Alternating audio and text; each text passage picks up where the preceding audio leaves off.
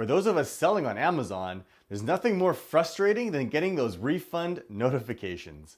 In this video, I'll go over how the return and refund process works, what you need to do, and how much money you're actually losing. But first, my name is Crescent, and this is our first time meeting. Welcome to my channel.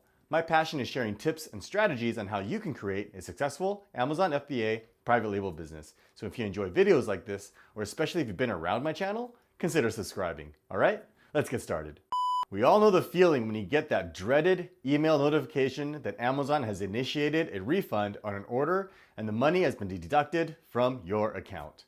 It's especially frustrating when you realize that not only did you lose a sale, but once you examine the order summary, it actually costs you money when a buyer returns an item. All I can say is that returns will always be a part of doing business. That's just how it is. There's not a single person here that has never returned an item. We all do it, and Amazon is a very buyer-centric business.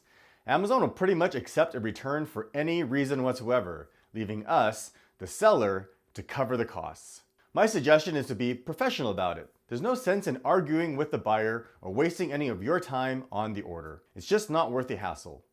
Your time is better spent on building your business and generating more sales. So what happens when a buyer initiates a return? Well, again, because Amazon pretty much accepts returns for any reason, the purchase price is automatically deducted from your account and held by Amazon until the buyer ships the item back. The buyer has 45 days to ship the item back, or Amazon will reimburse you and credit that purchase amount back to your account. Now, if the return was due to a fulfillment issue, like it didn't arrive in time or the shipping package was damaged, then Amazon will actually take full responsibility for it and reimburse you. Otherwise, once Amazon receives the returned item, Amazon doesn't reimburse you all of the fees you were charged.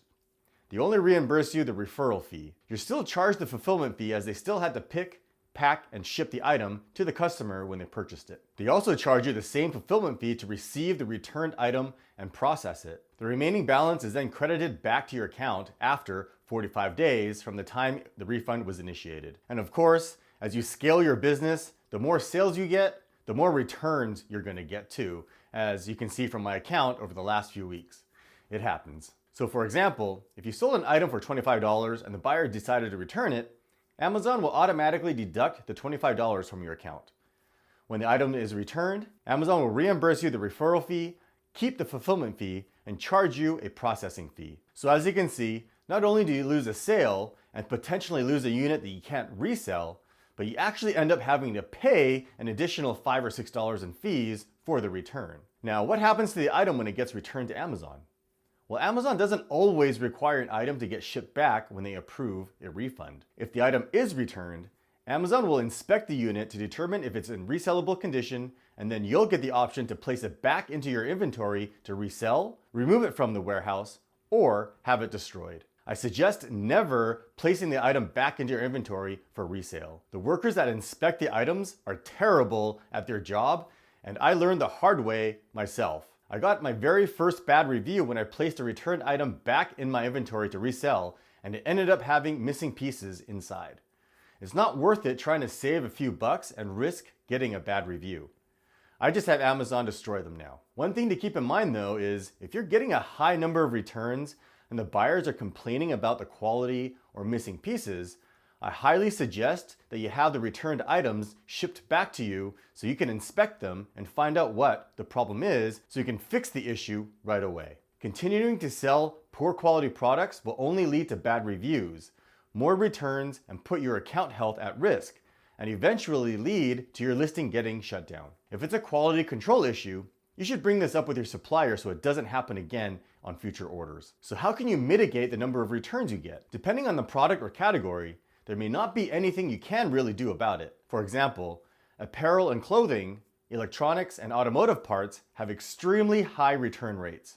People buy the wrong size or color or the wrong part. Electronics are prone to failure or are difficult to use or understand, so people often return them, which is exactly why I don't sell in those categories. But other issues can easily be prevented, such as damage, poor quality, or missing parts. Like I said earlier, this is a quality control issue. You need to take care of this on the manufacturing side. Discuss any issues with your supplier. Something as simple as better packaging so the product doesn't get damaged and having inspections done can easily resolve these kinds of problems. If you'd like to find out more information on how to get product inspections done, I have a video on that here. Other issues where the product isn't described boils down to a poor product listing. Not communicating exactly what your product does, looks like, or includes can easily lead to misunderstandings. Always represent your product as clearly as possible in the photos and description so buyers understand exactly what they're getting. And lastly, as I said in the beginning of this video, returns are just a part of business. It's always going to happen, so a pro tip here is one way to help mitigate the financial losses from the returns is to calculate your average return rate and increase the sale price of your product to cover those costs. All right, I hope that helps clarify the whole returns and refunds process. If you have any questions, post them in the comments section below. Thanks for watching. If you found value in this video, you know what to do. Hit that like button, leave a comment, and subscribe. And to make sure you never miss a video, be sure to click that bell icon to turn on notifications. There's also a link in the video description below to our community forums, which you should totally join. And if you're looking for more tips and strategy videos, click or tap over here. And as always, thanks for watching.